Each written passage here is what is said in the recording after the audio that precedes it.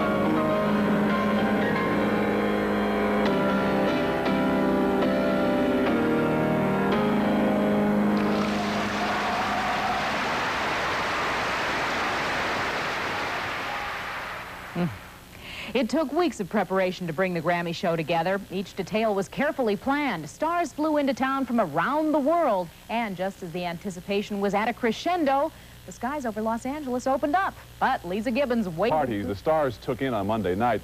You might think they'd want to get a little rest following last night's event. But imagine you just won a Grammy and you're the toast of the town. Would you rush back to the hotel for some shut-eye? Neither would the stars.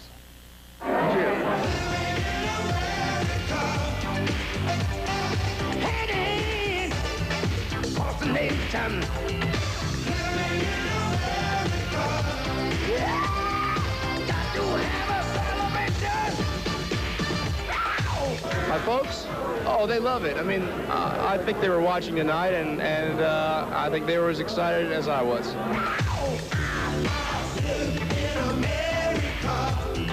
You little Molly. The kind of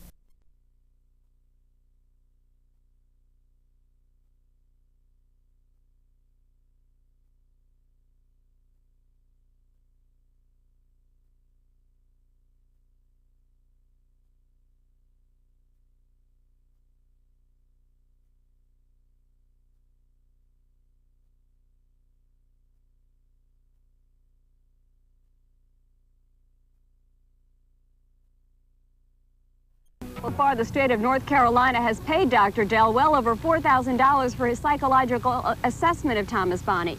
Tomorrow in His music backstage with Bruce Hornsby. You know, I wonder what it's really like on the road. We'll find out in a special report with Frank Graff next.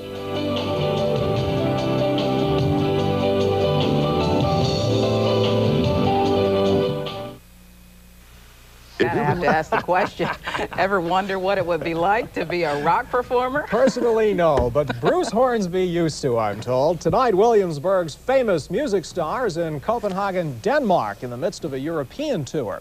Last month, Hornsby and company were home in Virginia.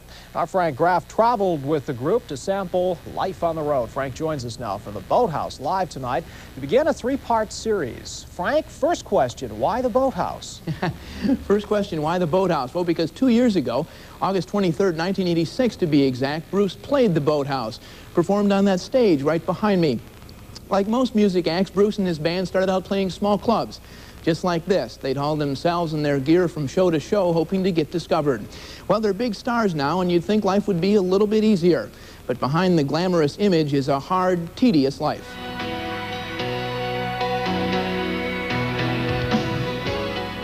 It's a grueling pace. It's not so sort of glamorous as people make it out to be. It's just the pace of the road. The economics are such that you really have to push it. The glory of rock stardom is fleeting. The crowds aren't always there. The spotlights aren't always shining. Too far, up the bump, too far, down. Okay, I'm gonna go and do Bruce's position now, all right? Stack them up at the rest of them over there. Hey, those amps work, bud. So what I need to do is have that cable towards center. For Bruce Hornsby in the range, rock stardom lasts roughly 3 hours, the length of a show. The rest of the day is a whirlwind of travel, sound checks, and verifying whether artist and instrument made it through another day. 2, test, yes. Can you give me some bass too? I think so. Well, the crews come in, they start at 10 a.m. with the rigging and put up the sound and the lights. Scenery goes up and the band gear comes up about 1 o'clock. They focus the lights, get the sound check ready. There's very little about a rock and roll show that is small these days. In 2 years of touring, Bruce Hornsby and the Range will perform over 200 shows. It takes 15 tons of equipment to give the audience what they want, 17 people to put it there, and it all costs $60,000 a week to keep it on the road. We don't have a lot of big production sets and risers and moving trusses, et cetera, et cetera. It's pretty straightforward, and it really depends pretty much on the music. It's Bruce's show.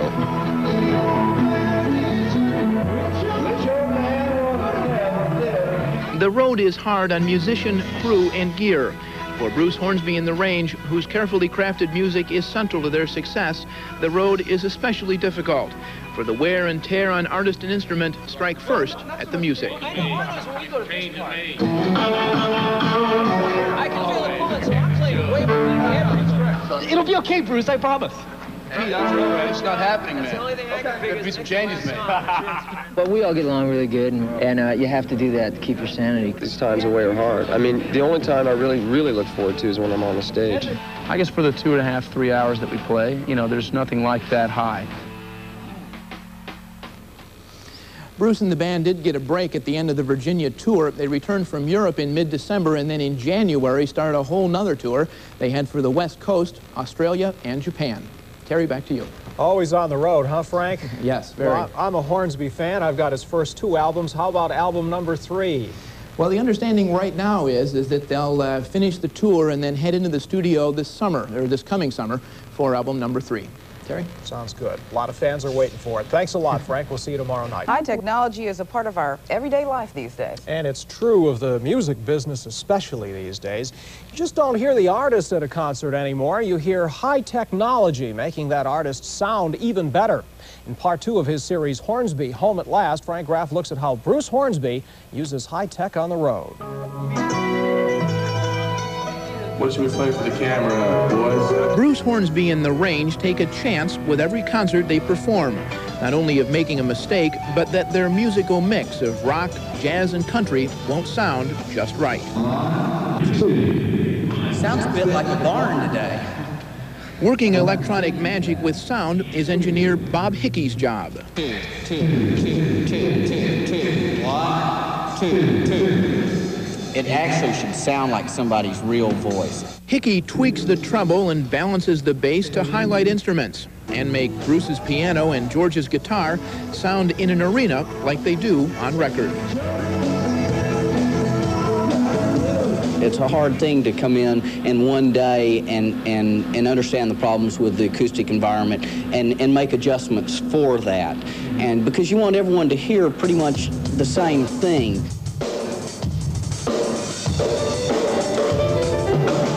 Leslie. Instruments, too, are carefully adjusted. Hornsby still plays the same piano he started with. Electronics enhance the sound, but every show, Paul Johnson rebuilds it and tunes it the old-fashioned way. A lot of people make comments, oh, it looks too small, or it's this and it's that. Well, Bruce's response to that is basically, well, it's got me this far, and music still sounds good. Bruce Bruce's first concert on the RCA label was 2 years ago at a small bar in Raleigh, North Carolina that stood, not sat, stood, 150 people. 2 years later, he's hit the big time. And the big time means high tech. Even the sound of drums are spiced up by electronics. So it actually enhances this drum.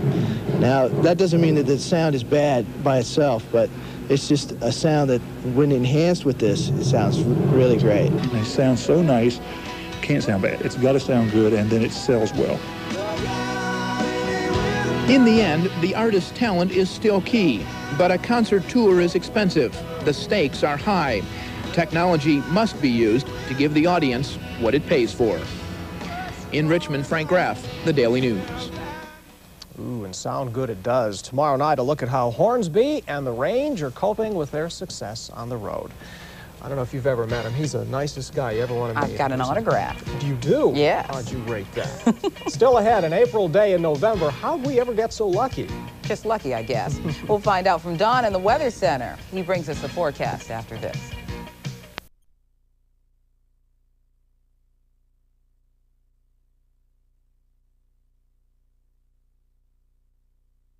But God bless the ones that came back. And the vets here say they'll never forget those who died. Even my dad couldn't. Coming home, let's go back to last month in Williamsburg. Imagine growing up in a town, having friends and family there, but then having to leave to seek fame and fortune elsewhere in a really tough business. Imagine then one step further. Imagine coming back home a star. Well, last month, Frank Graff and photographer Pat Bork traveled with Bruce Hornsby in the Range, and they were with him as the hometown guy came home. Oh, my God. You're on, Tim. We're infamous. You're on. Candid. Bruce Hornsby is 10 minutes away from fulfilling a dream. My dream was often, I think it often took place in here. You know, I often, would be playing a concert, and it would I guess it was often in William & Mary Hall for friends of mine. Hey, guys. 5 million albums, 2 successful tours, a Grammy Award as Best New Artist, critical acclaim, and now a return home to Williamsburg. Heady stuff.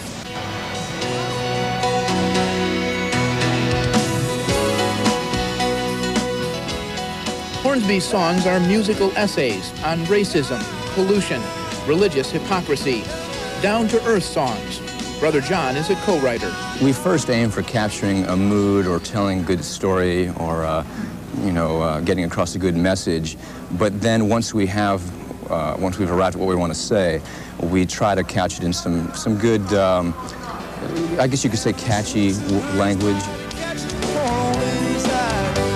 Just for funny said, get a job. Images of the Old Dominion are prominent in Hornsby's music. Hornsby's success is tied to his past. So it was natural in his Williamsburg homecoming that Brother Bob got a chance to play with the band. High school classmates could share the stage.